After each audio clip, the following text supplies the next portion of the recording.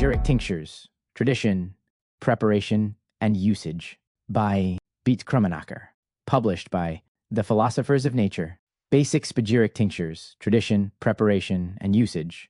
Beat Krummenacher, Pharmacist, Munsingen, Switzerland. 1. Preliminary Remarks.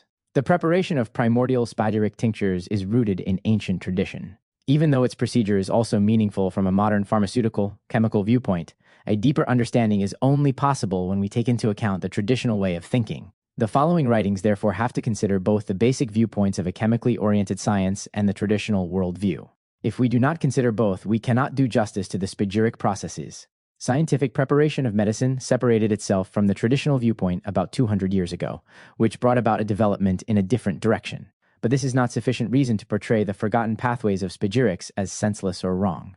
Even though much of this tradition may seem strange to a modern pharmacist, pitching the modern against the traditional viewpoints may help him to find a deeper understanding of the tradition itself. 2. The concept of spagyrics. The origins of spagyrics are lost in historical darkness. Its roots go back millennia. No historical founder of spagyrics can be identified for certain. In the related, but semantically not identical, spelling spagyiria, this word was often used as a synonym for alchemy. Another, better-known word for alchemy is hermetics. This concept is being traced back to Hermes Trismegistus, illustration 1, who is said to have lived in ancient Egypt.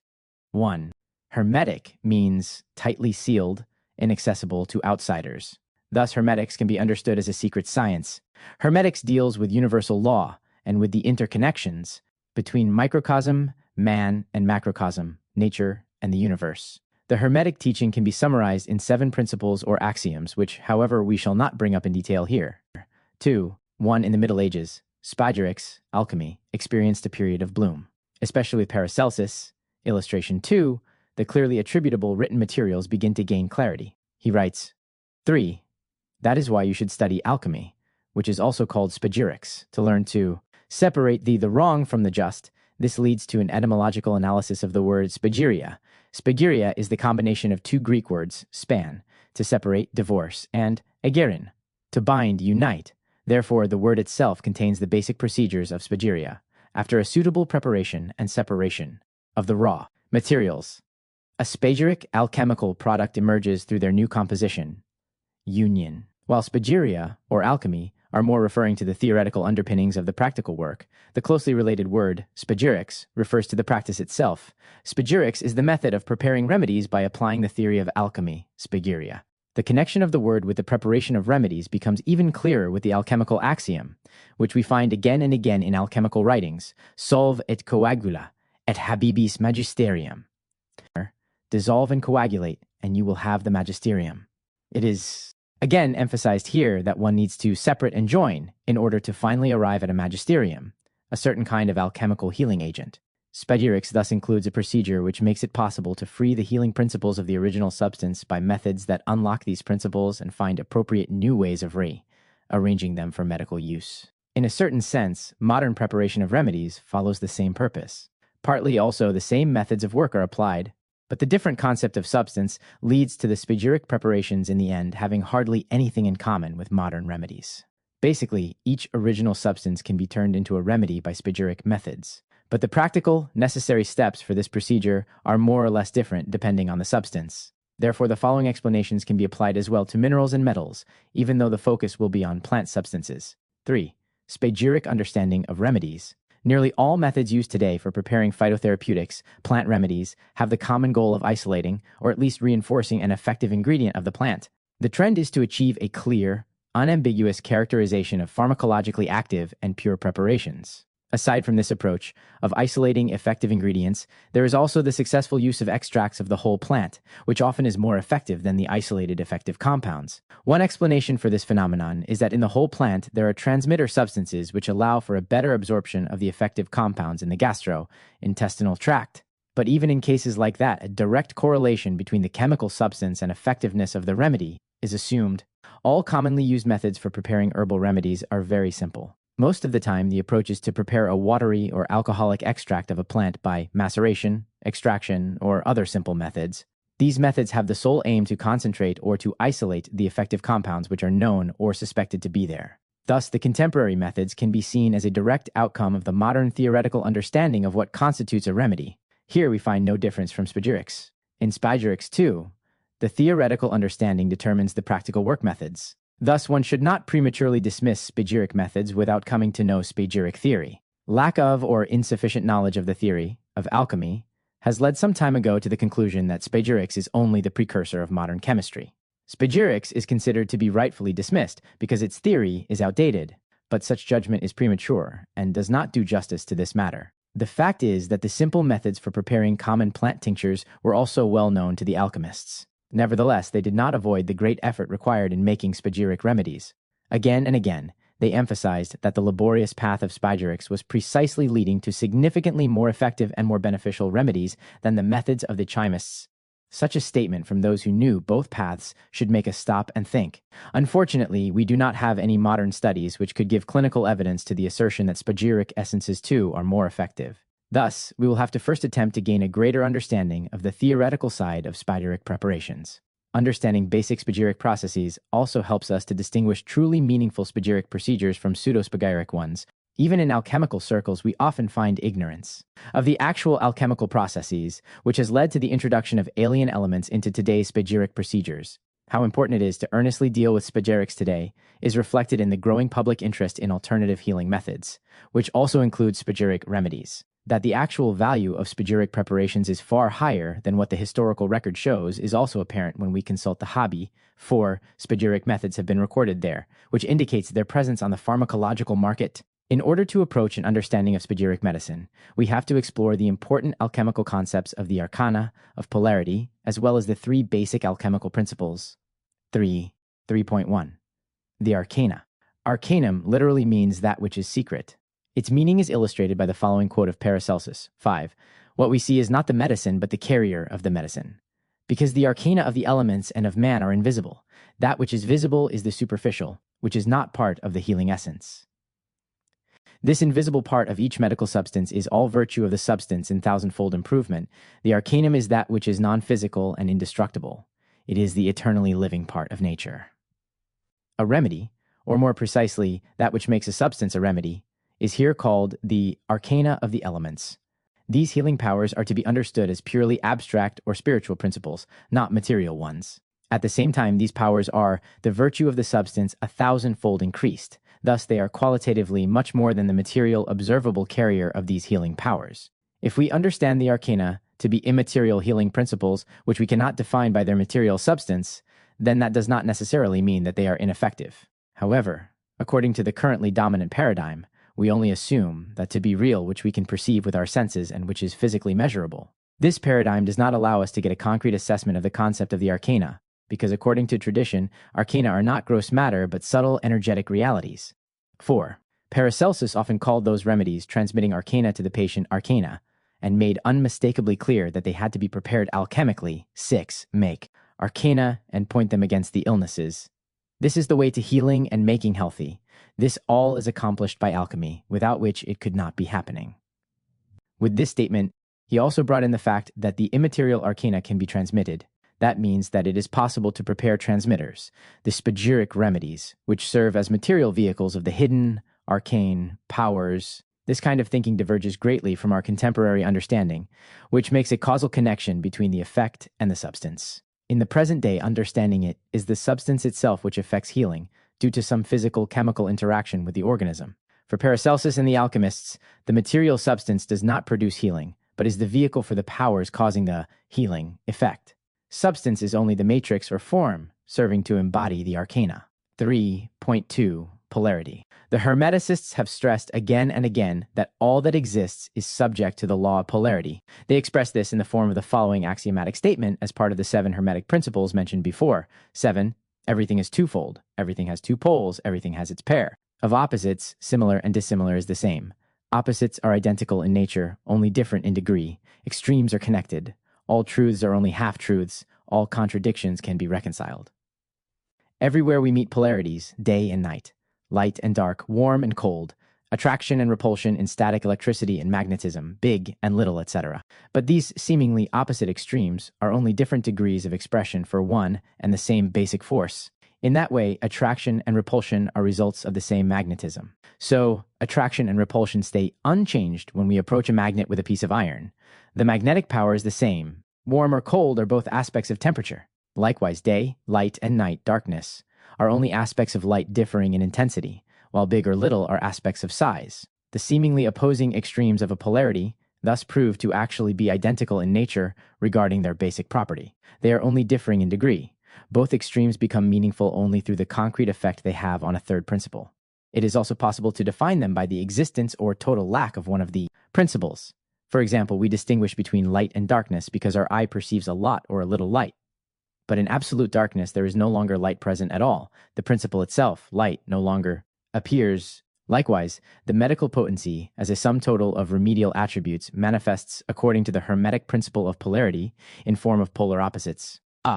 A reminder, the healing powers causing the remedial effects have been named arcana by Paracelsus. Alchemy thus defines a remedy as a preparation that transmits the potency of arcana for healing purposes. The polar opposite of healing is making sick or poisoning. Here too, it is true that the degree of the arcana is experienced through its interaction with a third principle, i.e., the organism, where it proves to act as a healing or a poisoning agent. The relativity of this determination can be seen in the fact that some substances are healing or neutral for an animal, but toxic for a human being. Paracelsus thus uses the term arcana in a twofold sense, which is a crucial factor to consider. He understands arcana as the remedial powers in general, as well as the effect that one polar extreme has on the body, healing, which he named remedy. To avoid a lack of clarity in the following pages, we will refer to arcana only as the immaterial powers underlying healing or poisoning. The effect of these powers on the organism lies anywhere between the extremes of remedy or poison. The difference between remedy and poison in its effect on the human organism is thus only a matter of degree. We define the remedial effect on the human being as constructive, enhancing, and harmonizing, whereas the effect of poison is destructive, diminishing, and disharmonic. Modern understanding sees the direct cause for the healing effect of a remedy in the material substantiality of the healing agent. According to the thoughts developed above, the substance consists of both poison and remedy. That is why the effect depends on the doses. The more substance we apply to the patient, the more intensive the pharmacological effect will be, and a high dose can even cause the reverse of the desired healing effect. An overdose can cause the death of the patient. Parallel to the increase in doses, the remedial effect grows, but is always limited by the poisonous effect.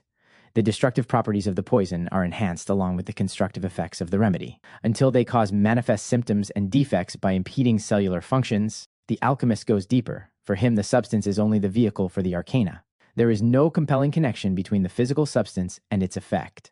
He does see the remedial effect also in the unprocessed chemical substances. However, the connection between doses and effect is interpreted differently in non-chemical, that is, spagyric preparations, taking an alchemical form. The therapeutic range is especially greatly broadened. This is achieved by first dissociating and then separating the principles by spagyric procedures. The arcana are changed in their inner structure by dissociation, and then freed from their intimate connection with the physical substance by separation. The basic theoretical difference between the two approaches is reflected in their practice. The chemist only separates, whereas the alchemist dissociates and then separates. This important theoretical and practical difference of the two approaches is also found in Paracelsus' work. All quotes cited above referred to Paracelsus, the alchemist. But at the same time, Paracelsus was well aware of the difference between alchemy and chemistry. The following is a much-quoted passage from his works, when the issue is to portray Paracelsus as the founder of modern chemistry. 8. All substances are poisons, and nothing is without poison. Only the dosage determines a substance to be non-poisonous. This quote shows us that he knew the typical characteristics of the purely chemical substance, but it is only seemingly a contradiction to the alchemical approach, because as long as the remedy is not prepared, spagyrically, the effect always proves to be bound to the substance. Paracelsus himself distinguished precisely between the properties of the unprocessed raw substance and of the chemically prepared on one hand, and the properties of the alchemical preparation on the other hand. While according to Paracelsus in the chemical approach the dosage determines the poison, this is no longer true for the alchemical approach. The reason for this difference lies in the process of dissociation of the arcana, which is the most important element of spagyrics. If we apply the structure given above, we can elucidate this commonly misunderstood difference even further. Chemical preparation. The arcana between the extremes of poison and remedy are inseparable from the material substance, unless they are dissociated via the alchemical process. In using simple extractions, we are also applying a process of separation. Certain substances show up in the extract, others stay in the residue. But the alchemists assert that a simple extraction does not dissociate the pure from the impure, puri ab impuro. It is only a separation process. Only putrefactions can lead to the dissociation of the arcana. For the time being, we will accept this allegation to be true and look at the consequences this has on chemical procedures. The extract also contains the arcana without changing them. In the best case, we have increased their concentration if active compounds carrying the arcana are dissolved in the extract. We can then reduce the doses, but in principle, we have not really changed anything. Depending on the doses, man still is confined to the effective range of the arcana between poison and remedy. Illustration 5. In chemical preparations, the arcana are not structurally changed. They continue to affect man in the polarity, poison, and remedy. Spagyric dissociation, in contrast, the putrefaction of the alchemists, leads to a change in the inner structure of the arcana. The alchemist knows how to exalt, elevate the arcana so that there are no more poisonous effects on man. The same arcana are transmitted through an alchemical remedy, but they are changed insofar as they have a solely harmonizing effect on the human organism. Destructive effects are no longer possible. This fact can be summarized in the following sentence. The remedy is dissociated from the poison. Dissociation of the false from the true. And yet the polarity is preserved. Because the pole we previously called remedy is in itself of dual nature. The remedy shows a noble and a less noble side. But in respect to man, both poles have a healing effect, because through the spagyric process all destructive energies, poison, have been eliminated. This is the invisible aspect of alchemical dissociation. Illustration 6. In a parallel process, the arcana are also separated from their physical carrier substance. It is possible to isolate by simple separation methods only those chemical substances, which serve as optimal carriers of the arcana in their exalted form. All elements obstructing the remedial effect are eliminated. The spagyric essence thus emerges in an externally purified form as well. This is the visible aspect of alchemical dissociation. Illustration 6. In spagyric preparation, there is always first a change of the inner structure of the arcana. Only the remedial pole of the arcana affects man. But the polarity of the healing power also has a dual nature, which is indicated by the plus sign for the noble aspect and the noble aspect sign for the less.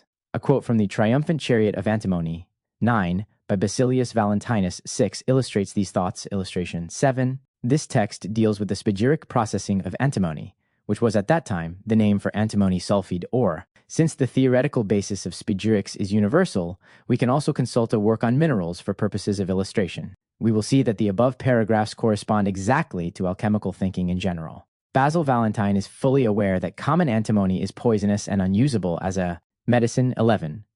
In the beginning, I assert emphatically, and always did so in all my writings, that antimony is sheer poison and contains nothing but poison, which is entirely true. That is why nobody uses it, because it is poisonous. But this changes as the spagyric processes the antimony. After the correct and true preparation of antimony, there is no longer any poison present at all. The antimony has to be changed fully and completely by spagyric art, so that the poison can turn into a remedy. Without such preparation, you will have no use from the antimony, but come to harm and trouble.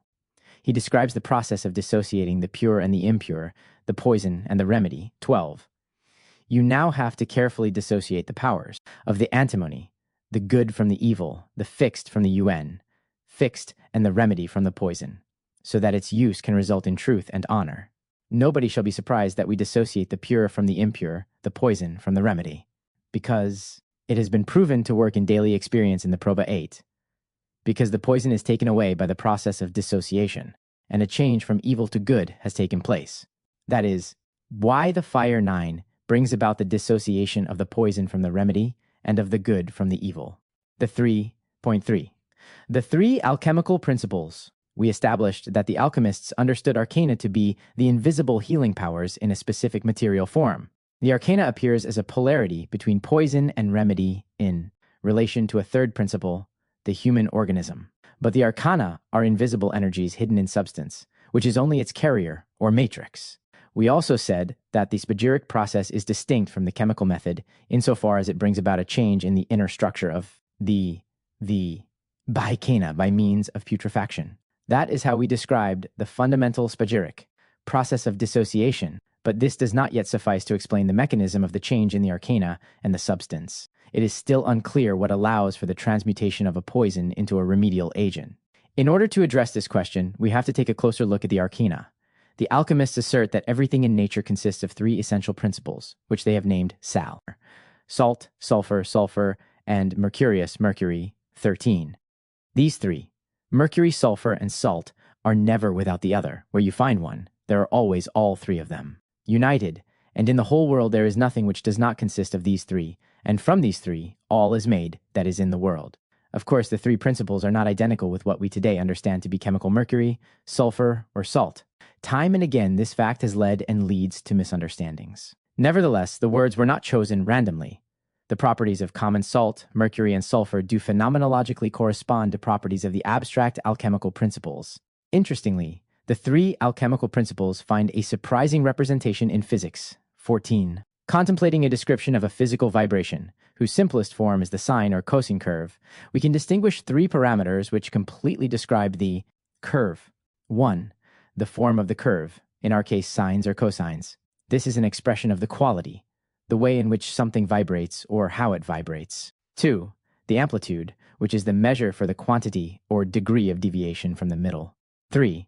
The frequency or the number of vibrations per time unit, which is a measure for the movement or speed of the vibration. Every vibration, however complicated, can be demonstrated as a unique interference pattern of harmonic vibrations, Fourier analysis. The form or quality of a more complicated vibration is expressed in the frequency spectrum.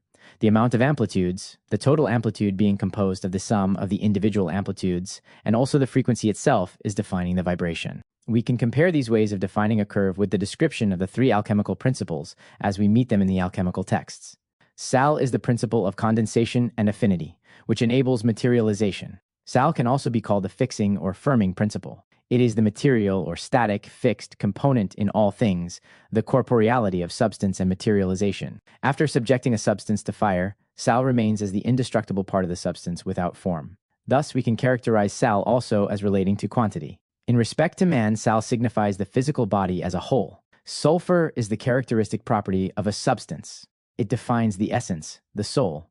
Sulfur shows us what we are dealing with. It denotes form, color, shape, and other characteristic properties. Sulfur also indicates how well a substance burns. Thus, sulfur relates to the quality of a substance. In man, sulfur signifies the soul. The principle of movement is contained in Mercury. Mercury also is the life-giving principle, the spirit. Mercury is life energy, the moving force, awakening to life the specific qualities, sulfur, within the body, sal. Movement is change, and change is bound to time. Mercury thus relates to the concept of frequency. In man, Mercury is the life essence or spirit. Sal, sulfur, and mercury, body, soul, and spirit, thus are analogous to the physical properties exhaustively describing a vibration. But, according to modern physics, everything material is nothing but energy, vibrating energy. In this context, the assertion of the alchemists that everything consists of three basic principles is amazingly pertinent and meaningful. Now we can better understand the abstract meaning of the three principles. But we have to keep in mind that sal, sulfur, and mercurius can also manifest physically. Every principle materializes in physical form according to its properties. We also have to consider a polarity of the visible and the invisible. The three material manifestations together form the corpus, which we perceive with our senses. Their inner potencies of power, however, the threefold arcana, stay invisible. It is only through the spagyric process that the corpus can be destroyed, and sal, sulfur, and mercurius, both in their physical and in their invisible form, can be accessed for therapeutic use. Paracelsus describes the material aspect of the three principles as follows. 15. There are three substances which give each thing its corpus. Three things are making up each physical thing. The names of these three things are sulfur, mercurius, and sal. When these three are joined into one, then that is called the corpus. So in the one form of any corpus there are invisibly 11% contained all three substances. For example, if you take into your hand a piece of firewood, then you see just one thing, body corpus. Now burn it. What burns is the sulfur. Nothing burns but the sulfur. The smoke indicates mercurius. Nothing sublimates but mercurius. And what you find as ashes is sal. Nothing is in the ashes but sal. The following passage explains the abstract meaning of the three principles. 16. Thus we know that in the three principles everything broken is resurrected. A tree void of its liquid, mercury, will dry up 12%. If the sulfur were taken from the tree, there would be no form, and if the salt were taken away, there would be no congelatio, but it would fall asunder as a barrel without an iron ring. The visible and invisible manifestation of the three principles becomes even more apparent when we are tracking them in a plant. 17. Each plant, according to its nature, is composed of three things, that is, sal, sulfur, and mercurius. These three are joined and then make a corpus, a unified being. But we know what form these three principles take. One is a liquid, and that is mercurius. Another one is an oil, and that is sulfur, and one is an alkaloid, ash, and that is sal. Chemically specified, sal, the soluble mineral salts leached from the calcined 13 plant substance are called the alkali, or salt. This at the same time is the principle of physicality, indestructible by fire, the quantity. Sulfur, the volatile, oily, mostly fragrant parts of the plant are the sulfur. Most prominently, we meet this principle in the ethereal oils. These substances characterizing every plant are also a fitting illustration of the alchemical model. Sulfur can be understood as the soul or essence of a plant. Mercury has been defined as life energy, as the moving principle. It is the as yet invisible spirit which only manifests after putrefaction, fermentation. If we ferment a plant, we obtain its spirit as ethyl alcohol and other highly volatile products of fermentation. Even today, the word spirits 14 is used for alcoholic beverages in reference to this connection. Illustration 10. The life-giving principle of mercury is not bound to any plant species. All plants share in the life principle. The alchemical viewpoint thus easily explains that after fermenting different plant species, the same spirit appears in the physical form, chemical matrix, of ethyl alcohol, the inner structure of the arcana. Now we can more precisely understand the inner structure of the arcana. The arcana are on one hand the remedial potency, or hidden healing powers of the plant. On the other hand, they are bound to the material manifestation of the plant. The arcana are energies, showing themselves in threefold form. The substance as a carrier of the arcana mirrors their inner structure in a threefold way as well. These three principles, invisible and visible, are called sal, sulfur, and mercurius. The arcana are subject to polarity as well. We define the two poles of that polarity to be poison and remedy. We can now understand the polarity of poison and remedy as an effect of the threefold substructure of the arcana. Thus we can portray it. Illustration 11. In their inner structure, the arcana show a threefold polarization. If we want to free up only the remedial side of the arcana, we have to correctly consider their inner structure. Only then can we choose the right procedure for achieving a complete dissociation and separation. This brings us to the basic spagyric process. The aim of the spagyric process is to obtain the arcana, which we defined as vibrating healing energies, in such a way that the resulting spagyric preparation contains only healing frequencies, amplitudes, and curve forms that are healing to the treated organism. All disharmonic vibrations of a lower frequency, 15, have to be eliminated. As invisible healing powers, the arcana cannot be accessed directly, but only indirectly via the carrier substance. Thus, it is vital to eliminate and to separate out all material carrier substances with low frequencies, disharmonic curve forms, and rough, coarse amplitudes. The easiest procedure would be to obtain the arcana in one step, as a whole, in form of a pure remedy. But when in practice we process the plants, we realize that such a one-step method is impossible if we extract essential parts of the plant stay in the residue. Their quantity depends on the solvent. If we distill, we only obtain the volatile parts, and all minerals are lost in this process. If we burn the plant, we burn the typical ethereal oils and substances along with the organic components. The only residues are the inorganic components. In short, it is impossible to obtain all three principles at the same time. The chemical separation of one principle leads to the destruction or loss of the others. Thus, we only have one choice left. We first have to let the plant die, i.e., we need to process it in a way that the three principles which are firmly united in the live plant are dissociated without destruction or loss of any one principle. This first step of all spagyric processes the alchemists called putrefaction, putrefactio, digestion, fermentation, etc. There are different words for this process because different methods are applied depending on the substances that are the basis for the dissociation. Only the putrefaction can dissociate the alchemical principles and part their innate polarity of poison and remedy. Only the death of the substance enables the birth of the pure essence. An anonymous author described this process in 1782 as follows: 19. Death is the putrefaction, the separation of good and evil, of the pure from the impure. Through this, the new body in the tincture can be born again, because just like a blade of grass grows from a seed, so also the old body gives birth to the new body via putrefaction. Kirchweger says 20. We therefore start at the main gate of nature, at the key and origination point of all birth, destruction, and rebirth. Without this key, we cannot probe the bottom of the mysteries of nature. And this key is the focal point of the art of dissociation. It is called putrefaction. Therefore, we cannot hope for true dissociation without maceration, digestion, or fermentation. Illustration 12. Only death allows for an awakening to new life. Who knows this will harvest bountiful fruit, symbolized by the grain at the edge of the grave, and will hit the target, i.e., practice successfully. The correct putrefaction is the key for the entire art. Look at the key above the target. Having thus unlocked the substance, we next have to separate the principles from each other. Only after such dissociation do the chemical separation procedures make any sense, because the dissociated principles can now be isolated. Now we can obtain salt, sulfur, and mercury without destroying or losing any of the other principles. For this purpose, the processes of distillation, calcination, etc. are used, but it is not enough to separate salt, sulfur, and mercury from each other. We also have to purify each principle according to its inherent polarity. The purification is achieved through use of an external fire. Because, 21, each substance can be purified without destroying its essence in the fire. However, the right temperature has to be applied, depending on the specific properties of the substance.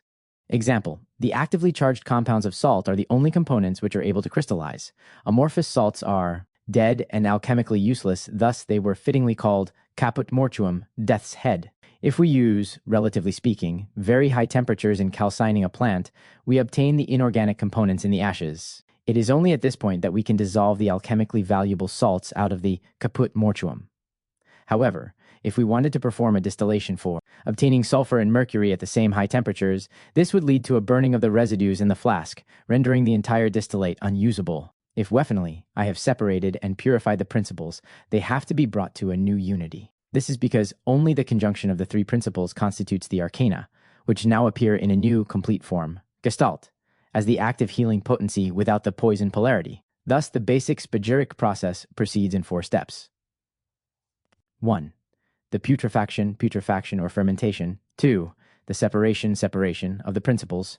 3. The purification of the principles. 4. The cohobation or conjunction of the principles, or the chemical marriage, yielding the spagyric essence. In this quaternary process lies the secret of obtaining spagyric preparations. Now we can see that from a spagyric viewpoint, common tinctures, extractions, decoctions, etc. can only in part make use of the healing powers of the plants. In these preparations, the 3 principles are neither complete nor purified nor conjoined in their remedial properties. Also, the process of putrefaction, so essential to the dissociation of the 3 principles, is missing in the chemical procedures. Therefore, the chemists can never set a principle free without destroying others at the same time.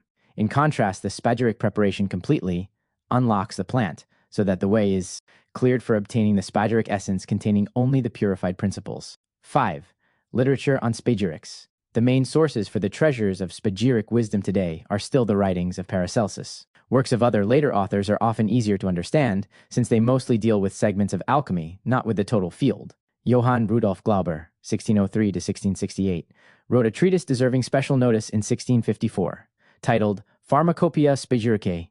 22. In this work, he describes in great detail and exactitude the spagyric processing of remedial substances. Other books dealing with plant materials were written by Johann Isaac Hollandus, 23, and Baron Urbigerus, 24, or are reproduced in collected works, 25.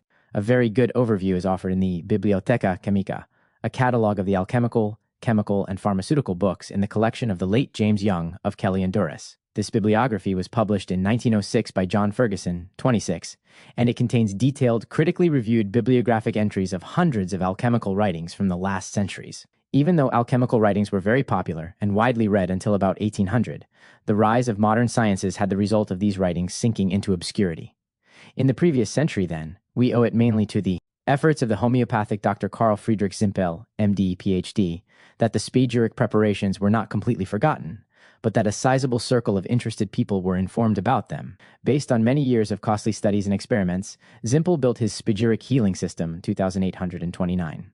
Derived from Zimpel, we find today 2 processes published in the Homeopathic Book of Remedies, Hab 1, 30. Other plant spagyricists living around the turn of the century were Count Cesare Mattei, 1809 to 1896, who greatly influenced Zimpel, and another student of Mattei's, Theodor Kraus, minus 1924.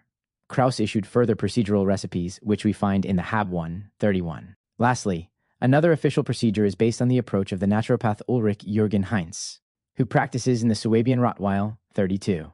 There are also a number of non-official spagyric processes and products which retain a certain practical significance. These preparations are the results of the efforts of the following persons: Alexander von Bernis, 1880 to 1965, who produced spagyric tinctures in his laboratorium Soluna, which was founded on July 1, 1921. Von Bernis moved his laboratory in 1926 to Stuttgart and finally in 1939 to Donaumunster close to Donauwörth.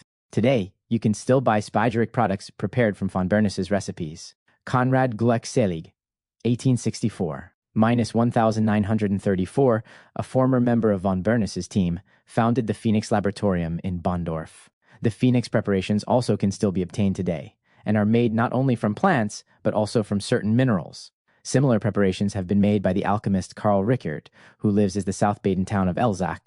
He markets his 16 spagyric iatrochemical remedies for constitution and organs under the trade name of Solaris. An interesting personality was Albert Riedel, who published several books on alchemy under the pseudonym Frater Albertus, 33, and offered courses in theoretical and practical alchemy in several countries. He presided over the Paracelsus Research Society in Salt Lake City until his death in 1986. This society aimed at making the alchemical treasures once again accessible to the modern world. In Switzerland, a book was published in 1982 by Manfred M. Junius, 34, a former student of Albert Riedel's. His book on plant alchemy deserves special mention for its practical chapters. The author of this article has chosen as his goal to make spagyric remedies based on traditional preparations once again available to therapists and patients. He chooses the following method. High-quality spagyric essences will be prepared according to the basic spagyric process. Preparation and production, however, have to also measure up to today's standards, standardization, observance of GMP and GLP. The spagyric procedure thus will first have to be subjected to a historical, methodological control process, both in theory and practice, and then secondly, be adapted to modern standards of production. The complete spagyric process of the author of this article, which is explained in Chapter 7, allows for the fulfillment of all these conditions. It guarantees the production of spagyric preparations of consistently high quality. The author can be approached about information on where to obtain such complete spagyric essences. 6. Production of spagyric plant essences. In preparing basic spagyric plant essences, different producers currently apply different methods. The following pages will deal with those that are mentioned in the official Homeopathic Remedy Book, Hab 1. It is important that any process claiming to be spagyric fulfill the criteria of spagyrics as it has been outlined in the previous chapters. Substantial deviations from this process may be permissible if there are convincing reasons for such deviation. However, we will find that this is not always the case, so that it is necessary to critically evaluate the spagyric processes listed in the Hab 1, 6.1 Basic Spagyric Tinctures, according to Zimpel Glauber. At the end of the last century, the Goeppingen-based pharmacist Dr. Friedrich Mauch produced spagyric preparations following the instructions of Zimpel. He marketed these products under the name Dr. Zimpel's Healing System. Mauch founded the Homeopathic Central Pharmacy in Göppingen, which was later followed by the firm Stauffen Pharma, which still today produces spagyric remedies according to Zimpel. But Zimpel's procedures have by today been altered somewhat, and that is probably how the method of Glauber entered the Hab 1, 35. Thus, the correct entry in the Hab 1 should read number 25 and number 26 essences, Spag Glauber, or Spag. Zimpel Glauber, and not Spag. Zimpel. The Zimpel Glauber instructions are: Instruction 25, Basic Spagyric Tinctures. According to Zimpel and their liquid dilutions, basic spagyric tinctures according to instruction DE25 are prepared from fresh plants or parts of fresh plants after the following manner. The plants or parts of plants are finely minced. In a suitable vessel, 1 part of the plant substance is mixed with 1 part of water and 0.005 parts of yeast. The mixture is daily stirred at a temperature of 20 to 25 degrees Celsius and left to ferment. As soon as the fermentation process has come to a halt, the mixture is subjected to vapor to distillation. In the receptacle vessel, equivalent in volume to 1 part of plant substance, is added 0.4 parts of 86% ethanol. The distillation is done as soon as, proportionate to 1 part of plant substance, 2 parts of the mixture containing distillate and ethanol is obtained. The distillation residue is compressed, dried, and calcined at 400 degrees Celsius. The calcination residue is added to the distillate. It is filtered off after 48 hours. Instructions for homeopathically potentizing the basic spagyric tinctures follow. The Hab 1 treats the basic spagyric tinctures as analogous to basic homeopathic tinctures. Also, there is an entry that the basic tinctures prepared according to instruction DE25 have to read in addition, Spag. Zimpel. Instruction DE26 is identical with EE25, with the only exception being that it deals with dried plants or parts of dried plants instead of fresh plants. One part of the dried plant yields 10 parts of product 5 times more in relation to weight than instruction #25. Since there is no methodical difference between instructions EE25 and CE26, we do not need to cite DE26 here in detail. The dilution and potentizing procedures are also analogous to EE25. In the following paragraphs, we want to point to some specifics of this procedure and also want to discuss it in general.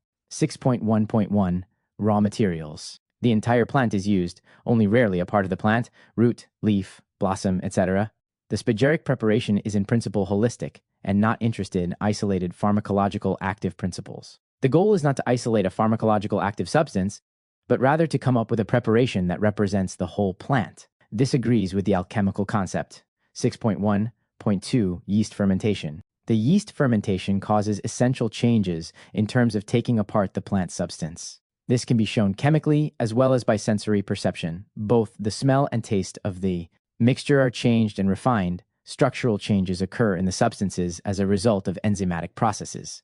The procedures commonly used today, such as extraction, maceration, or digestion, can also cause substance changes on a small scale, but one attempts generally to hold these processes to a minimum. In spagyrics, however, one aims at starting natural microbacterial processes and then only continues with further steps in the procedure when the fermentation has come to a close. This approach is based on the concept that the destruction of the one is the birth of the other. 36.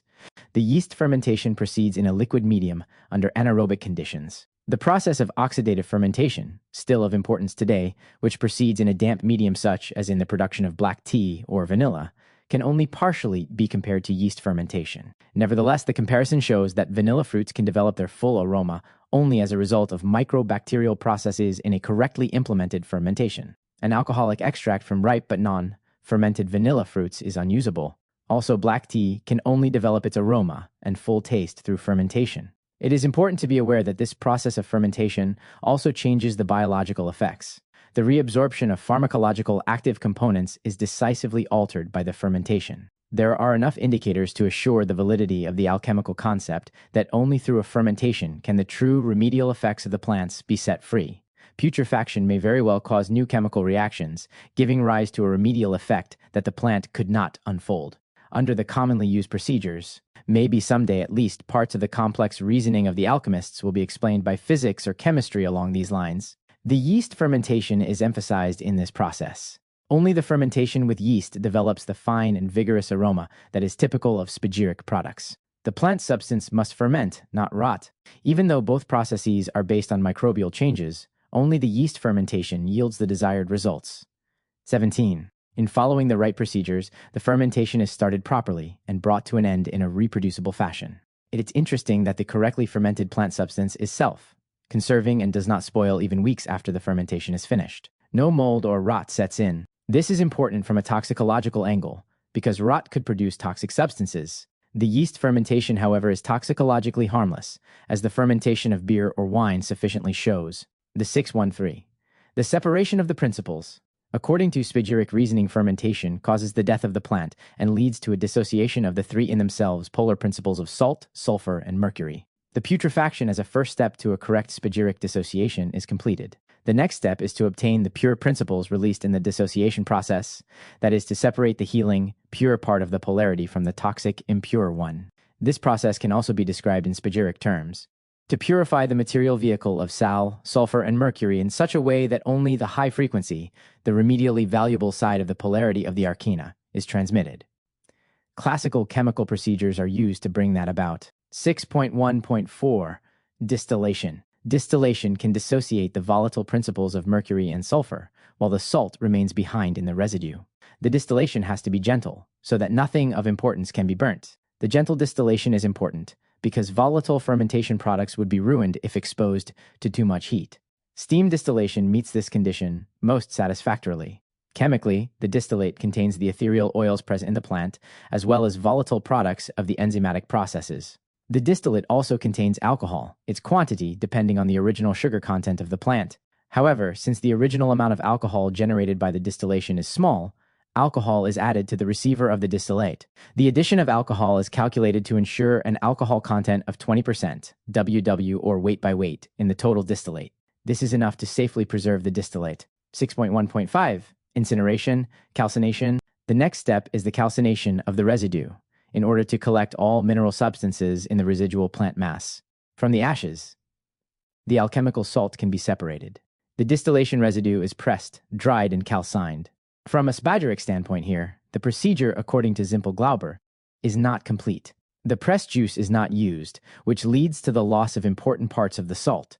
Probably this simplification, which has severe alchemical problems, was introduced for commercial reasons because it takes more time and expense to include the pressed juice. The result of a correct calcination is a white to beige, gray ash without smell and a loose, powdery structure.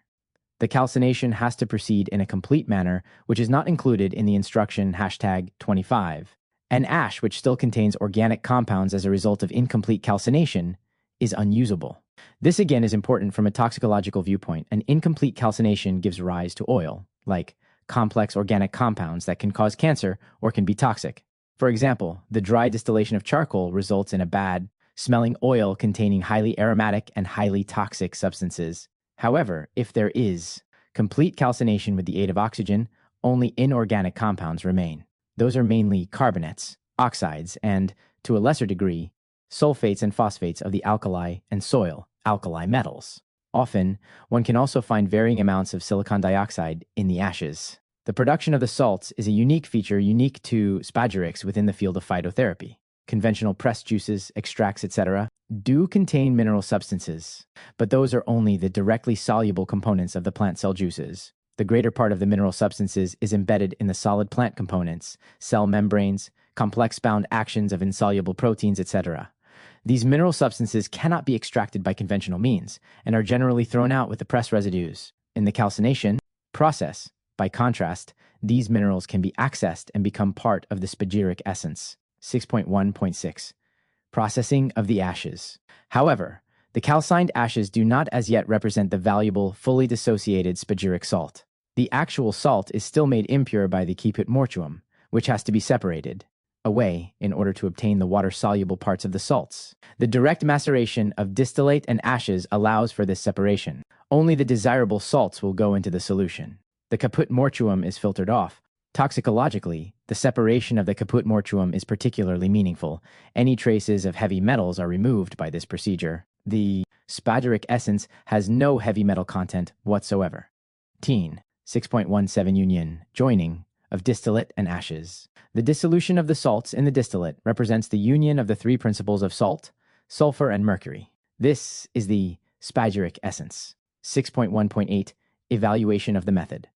According to Zimpel-Glauber, we already mentioned that the discarding of the pressed plant juice constitutes a deviation from the basic spagyric process, which is not permissible. Also, adding the ashes to the distillate presents a problem.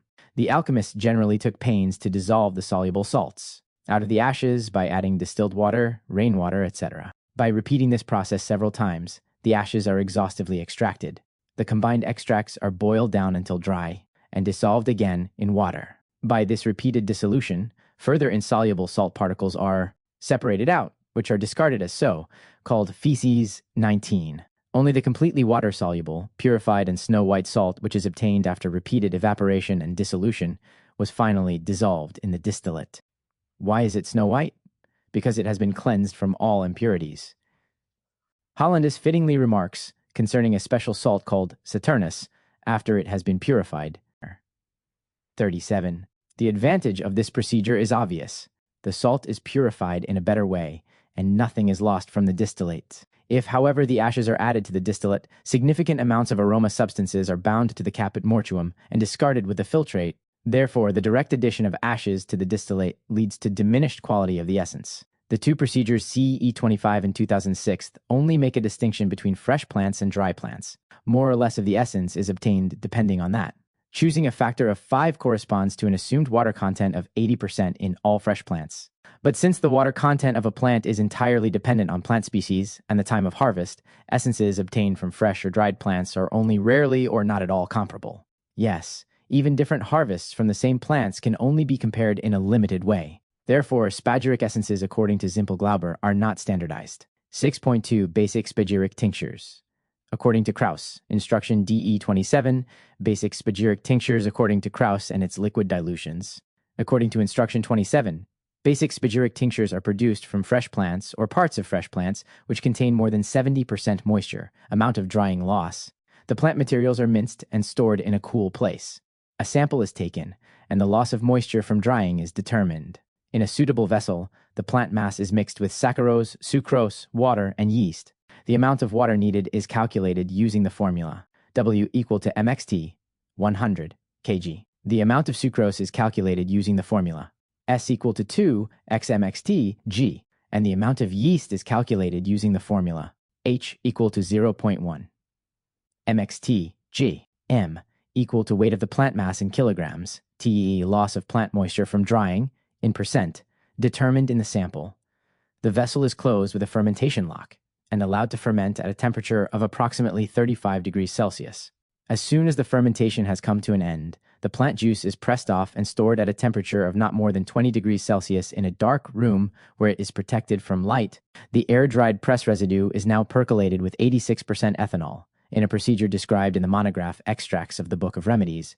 The amount of ethanol necessary for percolation is calculated using the formula A equal to mxt, 100 kg, A equal to ethanol 86%.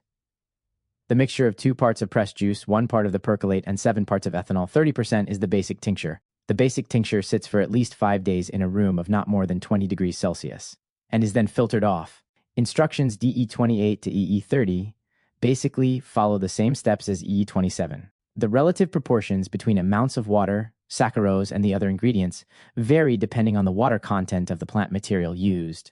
Instruction #28 applies to plants with a loss of moisture between 40% and 70%, and instruction #29 applies to plant materials with a loss of moisture less than 40%. Instruction #30 applies to fully dried plants. Also, the instructions for homeopathically potentizing the spagyric basic tinctures are given. Preparations following instructions DE28 #30 have to carry the description Spag Krauss. As before, the following paragraphs will be commentary on the specific features of this procedure. 6.2.1 Fermentation. The procedure begins with the fermentation of the plants after adding calculated amounts of water, saccharose, and yeast. Fermentation proceeds at 35 degrees Celsius, a high temperature for yeast fermentation. The sugar addition causes a strong fermentation, even for plants that normally would barely ferment because of their low sugar content. By the way, in 1654, Glauber was already recommending that sugar be added if dealing with foreign, dry, aromatic plant matter. 38. After soaking the dried plants in water, sugar shall be added, of the same weight as the dry plant. Let it dissolve in water, add a spoonful of young beer yeast, and let it ferment in a dim room. This is Glauber's old instruction. Up to now, Krauss's procedure is acceptable from a spagyric viewpoint, but the next processing steps no longer correspond to spagyric procedures at all. 6.2.2 Press juice. The juice is pressed from the fermented plant mass, which of course contains parts of the unpurified principles of sal, sulfur, and mercurius. These alchemically impure plant parts appear unaltered in the product, because this pressed juice, non-purified or altered in any way, is part of the basic tincture. 6.2.3 Percolation. The percolate of the press is also not processed according to correct spagyric procedures comparable to paragraph 6.2.2. Moreover, various important ingredients are lost because the percolation residue is not used any further. 6.2.4 Conjunctio. The conjunctio leading to the spagyric essence is achieved by joining 2 parts of press juice, 1 part of the percolate, and 7 parts of ethanol 30%. As far as I know, there is no reason for such a procedure in all of the spagyric literature. 6.2.5% Evaluation of the process according to Krauss. The essential procedures for preparing spagyric essences are putrefaction, separation, purification, and cohobation of the 3 principles, sal, sulfur, and mercurius. Using these criteria, it becomes immediately apparent that Krauss does not produce spagyric tinctures. The putrefied substance is not distilled, which would be necessary to purify the volatile principles of sulfur and mercury. Also, the mineral substances are obtained only in incomplete and non-purified form, because on one hand there is no calcination, and significant mineral substances are left in the percolation residues. The dissociation as the beginning step of a spagyric process does in itself not suffice to obtain a spagyric essence. Krauss is more differentiated, though, in respect to the varying water content of different plants. He establishes the arbitrary parameters of between 40 and 70% water content as a determining factor in the use of different calculatory formulas. There is, however, no direct connection between the amount of the original substance and the amount of essence it yields, so that again, we cannot achieve a proper standardization. 6.3 Basic Spagyric Tinctures. According to Heinz, explanations to the process. According to Heinz, instruction #31. This last official 20 procedure is titled Basic Spagyric Tinctures and Their Liquid Dilutions. Basic spagyric tinctures are prepared according to instruction DE31 by using fresh plants or parts of fresh plants in the following way. The plants or plant parts are finely minced. In an appropriate vessel, a mixture is made from 100 parts plant mass, 200 parts water, and 0.05 parts yeast. This mixture is left to ferment at a temperature of 18 degrees Celsius and is stirred daily. As soon as the fermentation is completed, the fermented mass is adjusted to an ethanol content of 10% to 15%. The ethanol resulting from the fermentation has to be taken into account, and 86% ethanol is added to achieve the correct percentage where necessary. In an appropriate vacuum apparatus, the mass is pressure distilled at 3.2 bar 21. The distillate residue is dried and calcinated at a temperature of over 700 degrees Celsius. The ashes are cooled down to 150 degrees Celsius and then mixed with the distillate. This mixture is distilled at normal temperature. The distillate residue is dried and calcined again at 850 degrees Celsius. The cold ashes are mixed in with the distillate. 24 hours after combining ashes and distillate, the mixture is thoroughly stirred, and after another 60 hours it is filtered.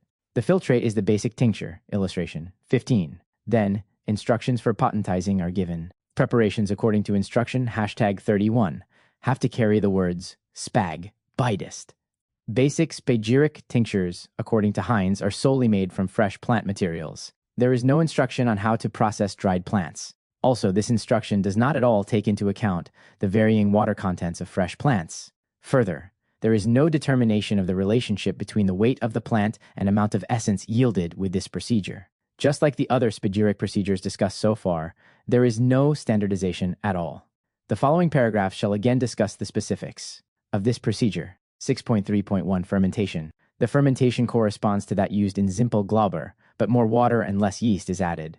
After fermentation has been completed, alcohol is added prior to the distillation. Process. 6.3.2 Pressure distillation. The alchemists did not know of pressure distillation. When the fermented mass is exposed for a lengthy period of time to temperatures around 130–135 degrees Celsius, temperature-sensitive substances are destroyed.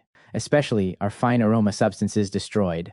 There is also a danger that the thickening plant mass burns during distillation, and that the distillate is altered by the empyreumatic substances. Junius also recommends as gentle temperatures as possible. 39. After the fermentation has been completed, we employ gentle distillation preferable at low temperatures. Vacuum. 6.3.3 Calcination at over 700 and later 850 degrees Celsius. The distillation residue is dried and calcined at more than 700 degrees Celsius. After the second distillation, the temperature is even increased to 850 degrees Celsius. These temperatures are unnecessarily high. Different plant ashes become in danger of coalescing, of forming a glass or melting, which can lead to losses of solubility and in that way lessen the quality of the product. In practice, we found that temperatures of 400 to 500 degrees Celsius are quite sufficient for obtaining a light-colored salt, 40. A long calcination process at relatively low temperatures. 440 to 500 degrees Celsius is always preferable to a short, vehement calcination process. 6.3.4 Second calcination at normal pressure. The spagyricists often increase the power of their essences by distilling several times and then pouring the distillate over the purified residues again and again. This process is called cohobation. Repeating the cohobation frequently can lead to rendering part of the residue volatile, which then is added to the distillate.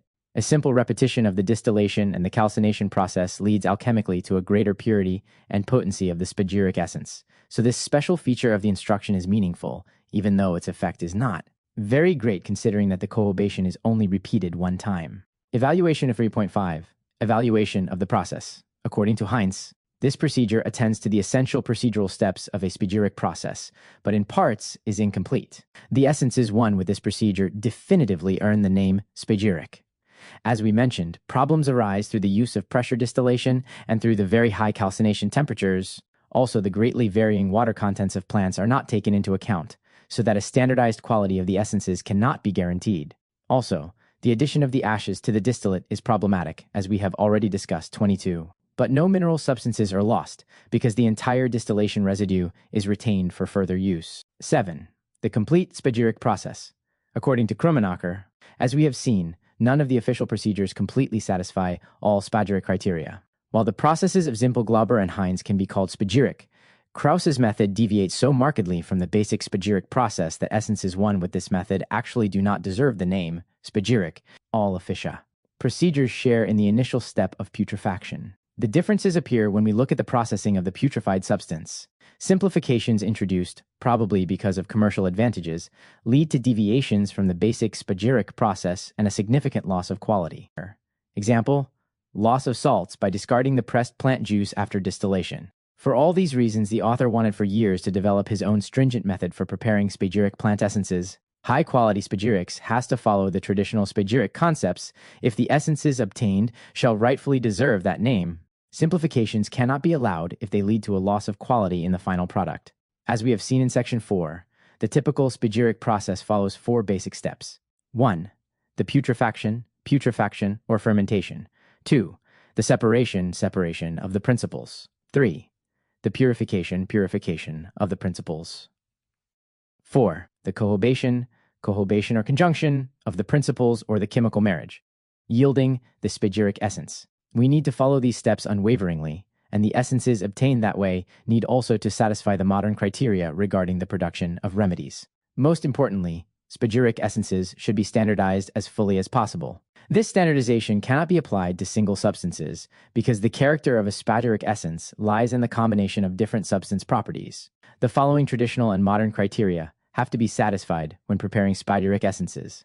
Traditional A, use of fresh plants wherever possible. B, complete yeast fermentation at room temperature. C, gentle distillation to preserve all aroma substances.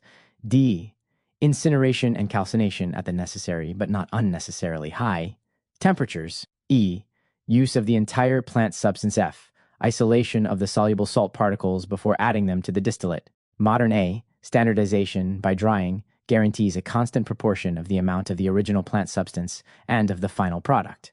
B, setting the alcohol content to a fixed value in the spagyric essence. C, vacuum distillation as a particularly gentle procedure. D, using defined temperatures during calcination. The complete spagyric process, according to Krummenacher, stringently satisfies the modern as well as the traditional criteria. 7.1 Directions. Complete basic spagyric tinctures and their dilutions. 23 Complete basic spagyric tinctures are, whenever possible, prepared from fresh plants or parts of fresh plants according to the following prescription. Dried plants can be used as an exception. The plant or the parts of the plant are finely minced, cut into very small pieces. A sample is taken, and the loss from drying, T, is determined by percentage. The total plant weight M, measured in kilograms, gives us the targeted amount of the basic tincture according to the formula U equal to 0.1 temx 100 t kg. The amounts of water, saccharose, and yeast necessary for the fermentation process are determined according to the formulas. Amount of water W equal to U kg, saccharose S equal to 30 xu g, yeast H equal to 2 xu g. The entire amount of water is poured into a container appropriate for fermentation, and the saccharose is dissolved therein. The yeast is stirred into the solution, and the minced plant mass is added. If the plant mass is not covered at least a little with the water, more water should be added until it is covered. The container is left to ferment at a temperature of 15 to 25 degrees Celsius and is to be stirred thoroughly every day, during which process plant parts that rose to the top should be pushed back down. As soon as the fermentation has stopped, the entire mass is distilled while under vacuum. At a pressure of 135 millibar, 2 portions are collected. Portion 1, F1 0.7 xu kg. Portion 2, equal to F2, equal to 0.15 xu kg. The ethanol content, A, as a percentage of the weight of portion 1, distillate equal to D, is determined. Then the required amount of AE 94% ethanol, WW, is added. AE equal to 1 over 94 x 22 xu ax d kg. The distillation residue is dried, burnt, and completely incinerated at a temperature of 480 to 520 degrees Celsius. With boiling water, the soluble salts are completely extracted from the ashes. The salt extracts are filtered and evaporated to dryness enough of portion 1, distillate containing alcohol, is now applied to dissolve the salts. New impurities can appear, which are to be filtered off. The clear solution is mixed into the remaining amount of the alcoholic portion 1. Finally, enough of portion 2 is added to the mixture to make the total amount match the targeted amount. The resulting liquid is the basic tincture. Illustration 16. If the tincture is eventually to be raised to a higher power, potentized, calculations are to be based on the determination that the basic tincture corresponds to the first decimal dilution. O equal to di, this refers to the homeopathic process. 7.2 Explanations concerning the process according to Krummenacher. The following paragraphs discuss each step of the complete spagyric process in detail. 7.2.1 Preparation of the plant material. Whenever possible, newly harvested plants shall be used in fresh or frozen state. Dry plants should only be used as an exception when no fresh plants are obtainable and have to be of impeccable quality. A relation of 1:10 between dry plant and spagyric essence has been proven optimal. This proportion has also been used in prescription DE26, basic tinctures from dry plants according to Zimpel. Even though basic spagyric tinctures are generally used undiluted, the choice of the proportion 1:10 offers the advantage of allowing a simple preparation of homeopathic decimal potencies, since the basic spagyric tincture is equivalent to D1. 7.2.2 Addition of sugar. We already proved in paragraph 6.2.1 that the addition of sugar is historically legitimate. Tests have shown the addition of sugar to even be necessary if we want to guarantee an even quality of the spagyric essences.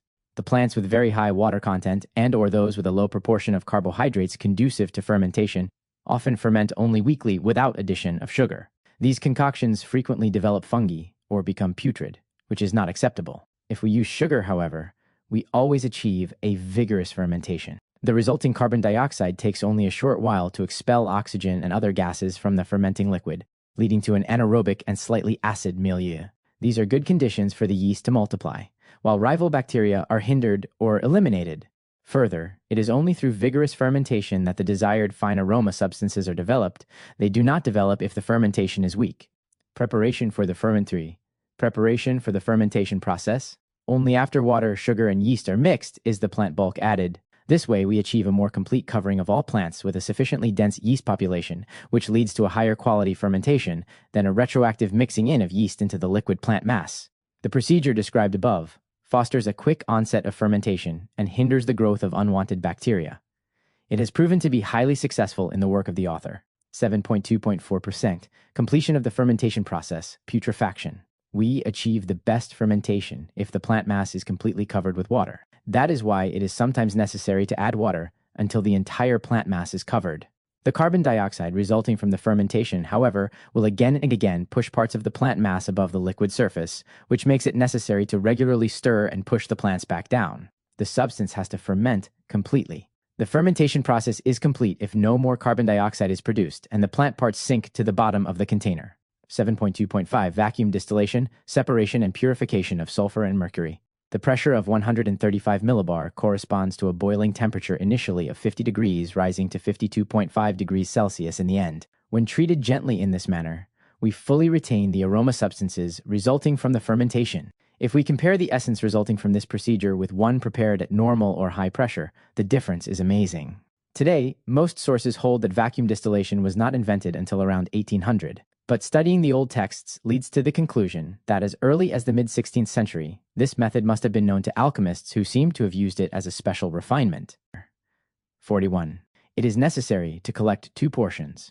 Only in this way can we fix the alcohol content to a specific value and avoid ending up with too much total tincture. 7.2.6 Standardization of the alcohol content. The spagyric essences prepared according to the prescription by Krummenacher are standardized to exactly 22% WW ethanol.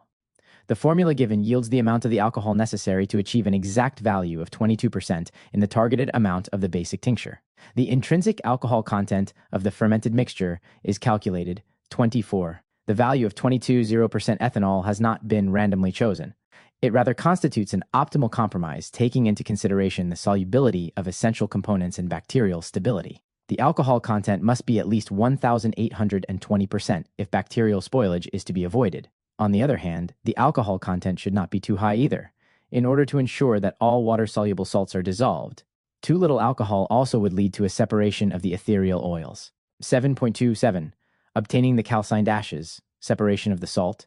Each plant ash can be completely calcined at a temperature of 500 degrees Celsius, that is, all organic components are completely burnt. Again, this temperature constitutes an optimum. It is low enough to not scorify any ashes, and yet it is high enough that only mineral substances are left afterwards. However, there are at times certain manipulations necessary to obtain the desired results.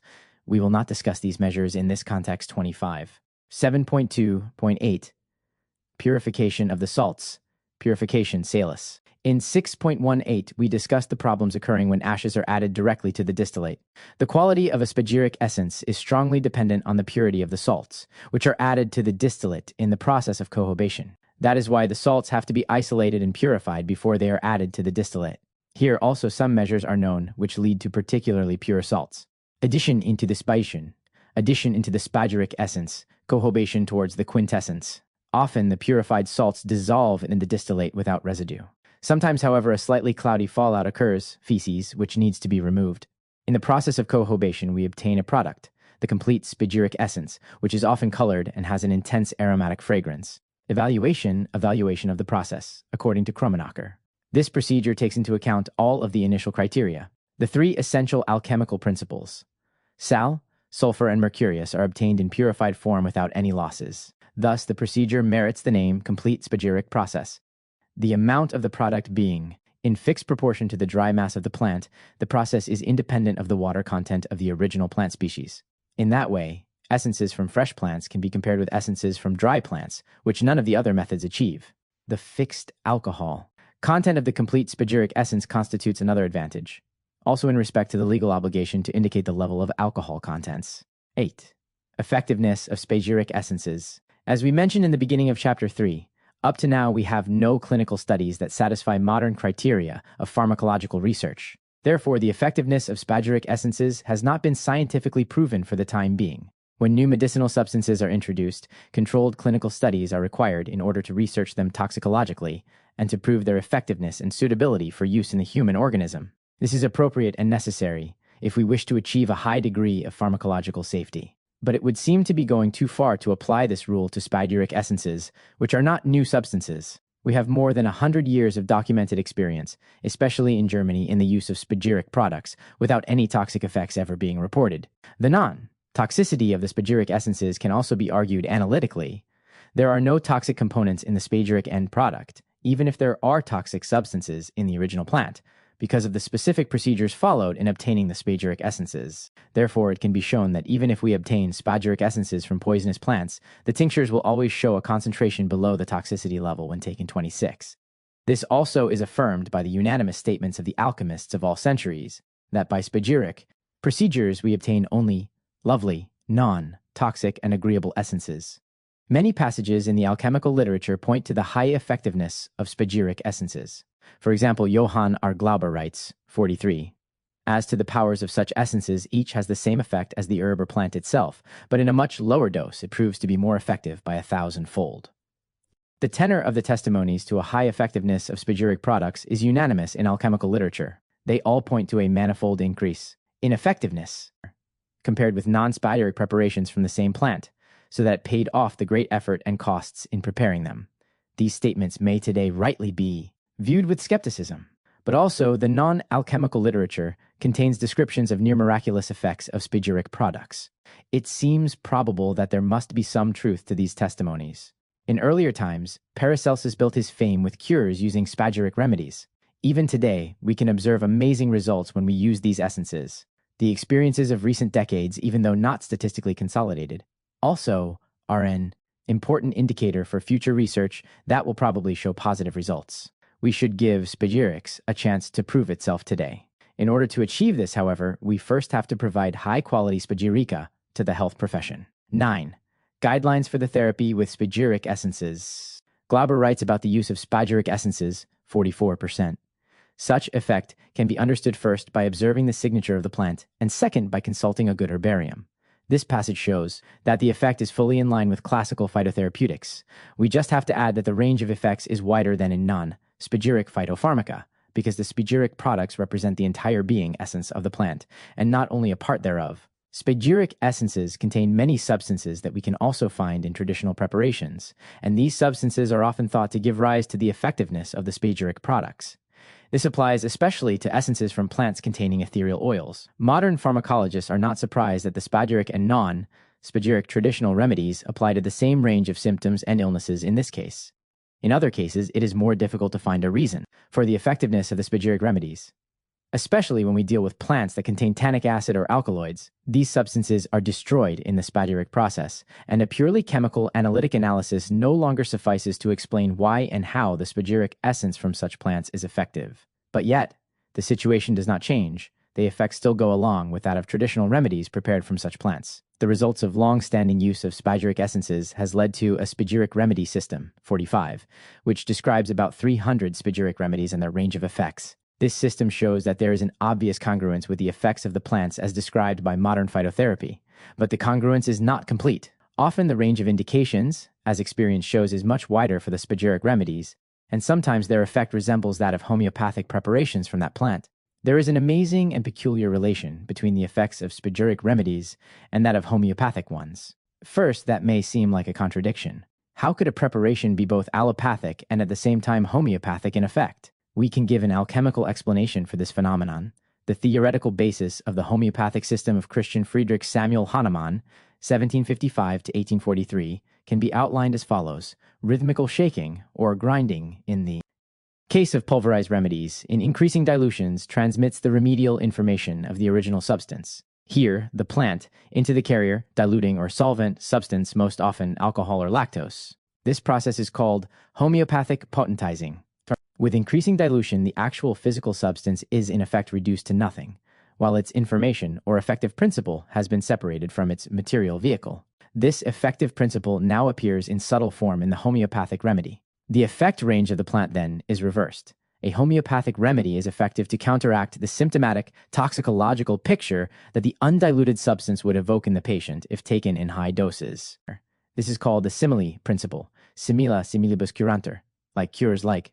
Generally, Hahnemann is viewed as the discoverer of the simile principle. But most people do not know that earlier on Paracelsus was very familiar with this principle, 46, because the good cures the bad that is connected with it.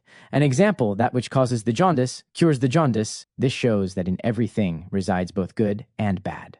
From the bad comes the jaundice. From the good, which resides alongside the bad and needs to be dissociated from the bad, we find the arcanum, which is effective against the jaundice. Because the remedy that shall heal the illness has to emerge from the same thing that causes it. In the first part of this quote, the homeopathic law is explicitly stated. In the second part, however, Paracelsus emphasizes the condition under which the simile principle is valid, the necessity of first separating remedy and poison.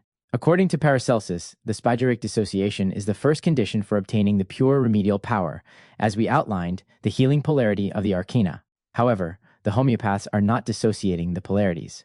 Strictly speaking, their process lacks the step of putrefaction. But the simile principle remains the same according to this quote of Paracelsus in the case of spagyrics, and it yields excellent results in practice. But since the spagyric process is able to separate the healing principle in a much more complete way than homeopathy, the effects are even more intense. The spagyric remedies are able to bridge the paradox combining allopathic and homeopathic effects. We can find further reasons for this twofold effect by giving a simple description of the alchemical understanding of illness and health. From a Hermetic perspective, health is nothing but the complete harmony of the powers functioning in the body. Harmony means a balanced, even, and lawful relationship of the parts to each other. 47. We know that parts here means the principles of Sal, Sulfur, and Mercurius, each containing the polarities of remedy and poison. We can find health only if body, soul, and spirit are in a balanced relation to each other. If we find a disharmonic interplay of these principles, there will be discomfort at first, later. If the disharmony continues, illnesses will manifest. Illness, thus, is an essential imbalance in the crucible of all gross and subtle forces in man, in body, soul, and spirit. We can regain health only by eliminating the imbalance and thus withdrawing the causes for illness. Illness as a disharmony of forces can be defined within the vibrational model, see beginning chapter, and can be seen as an interference in frequency, quality, and quantity of these forces. For example, a certain illness can be caused by an excess or lack of energy, an imbalance of quantity. Another cause for illness could be higher or lower frequency range than normal, or an imbalance in quality. Alchemically speaking, this means that illness is an imbalance in non alignment of Sal, Sulfur, and Mercury, and can have physical, soul level, or spiritual roots. There are few illnesses rooted in the imbalance of only one principle. Most of the time, two or all three principles are affected. If we want to heal the illness, we have to use measures that solve the basic imbalance. We also have to find the appropriate remedy for compensating the disharmony. The main consideration in choosing such a measure is staying within the physics analogy that a vibrating physical system can only be influenced by vibrations that resonate with the target system. Both the patient and the remedy have to be related to each other. Healing plants that show in the range of their effects similarities to the symptoms of the patient answer to this consideration. Their effects resonate with the illness. All remedies ultimately fall under this law. Allopathic as well as homeopathic remedies show an energetic resonance to the illnesses they cure. The range of symptoms, however, covers the pair of polarities, and we need to keep in mind that the healing and the toxic effects are only extremes on the same vibrational continuum. On the level of the arcana, the contradiction between allopathy and homeopathy is only illusory. However, on the level of the illness, the two approaches are polar opposites. The difference in effect comes about as a consequence of different methods of preparation and levels of indication. Allopathic remedies primarily impact the physical body, materially and substance-wise, by setting up a physiological interplay in the cell between remedy and receptors. The effect is strong and penetrating because of the direct impact of the healing agents. That is why allopathic remedies are particularly successful if used in acute imbalances that need a strong corrective stimulus. Since, however, the toxic polarity has not been dissociated from the harmonizing side of the arcana, the greatest problem that we have is in finding the right dosage. The healing forces are strong, but they carry with them unwanted side effects, cf 3.2. Homeopathic remedies, in contrast, impact the physical level only in their lowest potencies more, in the sense of a slight stimulant.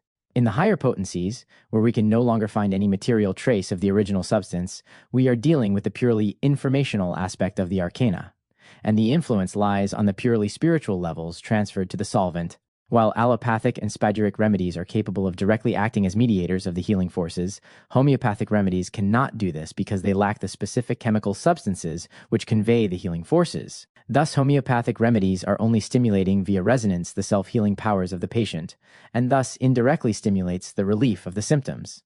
Homeopathic remedies are of little value as first steps in acute cases. If the energy system of the patient is very weakened and imbalanced, it does not suffice to only stimulate the self-healing forces.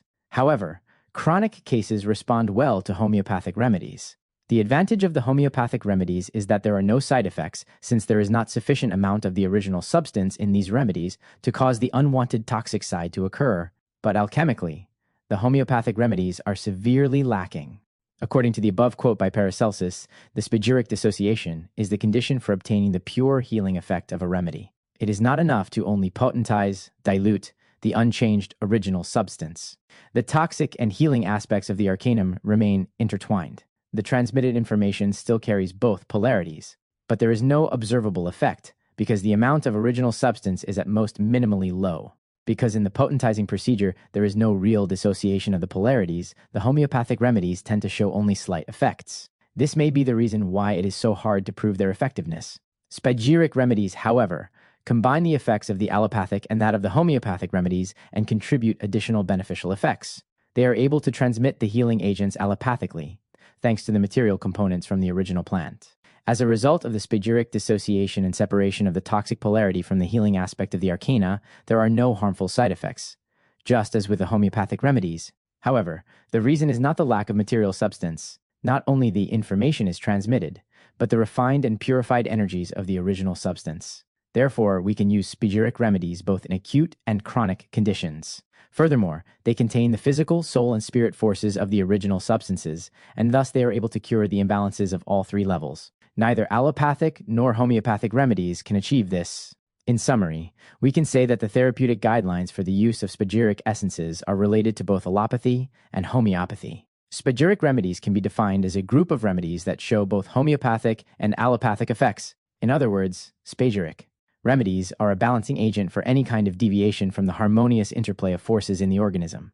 They are able to balance out the disharmonies, which some seek to cure allopathically and others homeopathically. Disset, special features of basic spagyric tinctures. Compared with current phytotherapeutica, the spagyric remedies show some advantage stemming from their special procedure of preparation, which we will discuss in the following paragraphs. Use of point 1, use of plants and waste problems. Since generally the entire plant is used, there is hardly any waste produced in the preparation of spagyric remedies. The production process ends with a volume-wise rather insignificant caput mortuum, which can be discarded without problems. The calcination produces gases that can be considered harmless. Thus, the use of the plant materials is more complete, and the spagyric process yields less waste than other production processes in use today. 10.2. Alcohol contents and conservation. The alcohol content of spagyric remedies is 22%. Basic spagyric tinctures are therefore plant preparations with low alcohol content if we do not consider pressed juice from fresh plants, but fresh juices have to be preserved and have only limited shelf life. Basic spagyric tinctures, however, can be stored easily and do not spoil. On the contrary, storage leads to an objective refinement of the essence, similar as in good wine. 10.3 Side effects. Basic spagyric tinctures are toxicologically harmless, even if they are won from poisonous plants. The lack of side effects makes them nearly ideal plant remedies, especially in the field of self-medication. 10.4 Incompatibilities. There is a problem in mixing different conventional plant tinctures, many of them being incompatible with each other. Many plant substances, when mixed, lead to precipitation which permits only limited mixture of remedies. Even the mixture of two basic plant tinctures can lead to a precipitation of pharmacologically active components. The pharmacological effects attributed to each remedy cannot just be assumed for the mixture. The sum of the indications of the two essences is different than that of each component. Therefore, the recommendation of mixed preparations as often commercially offered is questionable. Spagyric tinctures do not show any incompatibility. The spagyric preparation eliminates most substances that are chemically responsible for any precipitation, tannic acids, etc. We can mix basic spagyric tinctures without problem. Thus, the indications can be combined and a systematic treatment becomes possible. 10.5. Analysis. Basic spagyric tinctures can be relatively easily identified by simple chemical procedures, especially chromatographic methods, DC, TLC, GC, HPLC, allow us to separate out clearly defined tinctures. This is of great significance for quality control. The possibility of an unambiguous chemical determination of spagyric essences is a great advantage over homeopathic ones. A chemical analytical identification of homeopathic remedies is only possible in the lowest potencies, but cannot be shown at all for the higher potencies. 10.6 Advantages of usage. The wide range of indications for any spagyric essence brings many practical advantages. Relatively few essences and mixtures enable the treatment of a large number of different illnesses. Also, the therapist is already familiar with the range of effects of classical phytotherapy. Therefore, there is no great additional effort needed to learn new ranges of application. Because of their broad spectrum of effectiveness, spagyric essences are also well suited for self-medication. 10.7 Popularity. Because of their agreeable smell and taste, patients like to take spagyric essences. This improves compliance. 10.8% Increased demand of natural products. The demand for naturally produced remedies is constantly increasing. Here, spagyrics can be a valuable contributor, since spagyric products are natural remedies par excellence. Furthermore, spagyric remedies are part of the Western tradition. We do not need to seek for natural traditional remedies in the East, but can rely on the experience of our own Western tradition. As we can deduce from the above paragraphs, spagyric remedies show characteristics of both allopathic and homeopathic products. Spagyric remedies are chemically to be seen as a special class of allopathic remedies, since they contain substances of the original plant that can directly be determined by modern chemical analysis. What is new compared with the established procedures is the fermentation process and the addition of mineral ingredients. Therefore, it is recommended that a new category for spagyric remedies be established. The therapy guidelines show a certain similarity with those of homeopathy, but since there is no diluting or potentizing process whatsoever, we cannot just assign spagyrica to the homeopathic category. This again makes the definition of a whole new category necessary. This necessity is not mitigated either by the fact that spagyric and homeopathic remedies show similarities in non-toxicity and in lack of side effects. Therefore, we suggest that all preparations following the spagyric procedure should be assigned to a new category, the spagyric remedies, spagyrica. Dilutions of spagyric remedies according to methods of homeopathy could be grouped into the homeopathic remedies 27. However, the current pharmacological guidelines do not show this category. Based on the law of August 24, 1976, the spagyric remedies are legally equated with homeopathic remedies 28. This legal equating with homeopathy makes it look as if the spagyric remedies are just a subclass of the homeopathic ones. This is absolutely not the case, which clearly can be seen from the reasoning above. Therefore, the current pharmacological guidelines, HAB, are unsatisfactory and urgently need to be corrected. Danact. Final remarks.